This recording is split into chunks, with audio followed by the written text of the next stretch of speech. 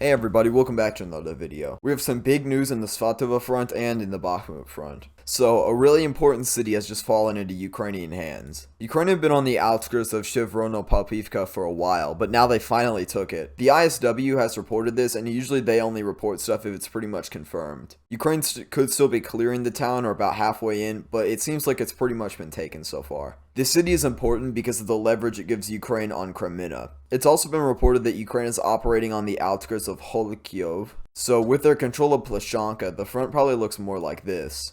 So now that Ukraine has control of chervonopopivka, they should be able to launch an attack into Pishane. There's a bridge crossing and the Kreminna River is only about 20 feet across in this segment. It really doesn't look that wide, and so with that in mind, they will probably be able to take over Pishane. And after that happens, they'll be able to assault Zhitlivka from two sides, and it likely won't be able to withstand the pressure. And then this is where stuff gets interesting. Ukraine has control of the forests south of Kreminna and the fields to the west. And if they have control of Zhitlivka, Kreminna will be in a salient, which means it's surrounded by three sides. And don't worry about the flanks of Pishane and Zhitlivka. There is a really thick marsh and forest area over here, and this looks like not where you'd want to camp. Yeah, this is definitely swampy. I think the fall of Kreminna may possibly be soon. I don't know. We'll see though. And after Kreminna is taken out and the settlements on the southern front of the Svatove part, Ukraine will really be able to start threatening Svatove. And if they have access to the other side of the Kreminna River through Hokilove or Chervonopopivka, they'll be able to attack Krasnoyarsk from the south and the east. No, the west. And all it takes is one of these towns to fall, and then a domino effect happens where Ukraine attacks the settlement from the top of the ridge and then from the bottom of the ridge.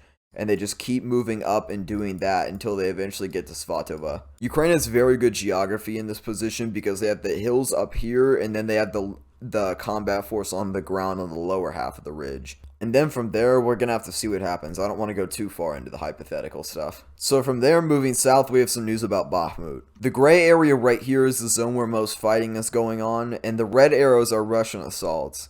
Opitne and Ivanrad, that's no surprise, they assault those towns every day. Eastern outskirts, also no surprise. Russia claims that they've taken over P-Ordine. Now, I kind of doubt that this happened. Now, this has been reported by a pretty unreliable source. They haven't been right about a lot of things in the past. And even if they do take over this town, this has like the actual worst defense ever. Ukraine can attack it from Bakhmut, from the north of Bakhmut, and from Bakhmutske, making it a really awkward position to hold. And Ukraine has high ground above it too, which is just going to make it even harder. I don't think they even captured the settlement, but if they did, it's going to be extremely awkward to hold. Now further south, this is where the real meat's happening. It's been pretty much confirmed that Russia's taken over Kurdyumivka and Zelenopolia. It was reported earlier that Ukrainians defending Kurdyumivka escaped an encirclement by forcing their way through, which is an amazing story. And if this town was encircled, this gives us pretty good confirmation that Zelenopolia was taken as well. It appears like they fled this town, but they got the men out, and that's all that matters on this front. Now, the Russian claim on Avdiivka is looking a lot worse as time goes on without any proof of it happening. And we can pretty much say that the claim on Klishivka was probably false. If Ukraine is able to hold solid defense in Avdiivka, that would basically stop this from having too much of an effect. Russia will probably still gain a bit of an advantage taking Opitne and Ivanrad, but it will be minimal. We're just going to have to wait for time to tell, and I think the longer we go without evidence, the more this claim isn't looking true. Hopefully, Klishivka is being fortified in case any kind of breakthroughs happen. Russia has taken 3 settlements here, but it seems like it wasn't as big of a deal as everyone, including myself, was making it out to be. It just depends on if they can hold in Avdiivka. If they are able to hold there, that would be good. It's better to have no pressure on Klishivka at all. But I bet Ukraine will be able to defend Klishivka for a while. Defense of Klishivka will be... But I bet Ukraine will be able to defend Klishivka.